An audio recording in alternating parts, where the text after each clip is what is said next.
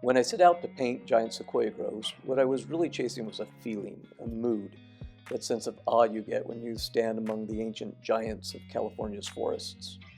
My process always begins long before paint touches the illustration board. I'll spend time in the landscape, photographing and observing the light at different times of day.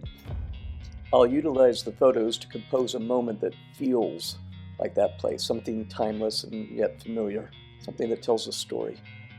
Back in the studio, I began with a detailed drawing that breaks the forms down to their basic simple shapes, while thinking about how the eye will move through the groves. Once that foundation feels right, I move into color. A large part of my process is mixing custom colors by hand. I'm constantly adjusting hues to get them to feel believable but also expressive. Sometimes muted color to make it sit back in space, or push the light slightly more golden than reality to make it stand out more. I lay in all these colors in a broad approach first, locking in the major areas and the relationships, knowing that at this stage nothing is final.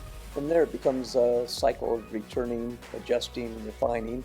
I'll let areas dry and then come back in and layer more paint to build up the opacity and the depth. Some sections require multiple passes before the color feels solid and intentional. I'm always responding to what's happening on the surface, balancing contrast, adjusting values, and making sure the light feels cohesive across the whole scene. As the painting develops, I begin defining the foreground more clearly by outlining using darker versions of the surrounding color and predominantly black. I hope you enjoyed this making of video. Here's the final image completed. I hope you enjoy it. Thank you so much for visiting.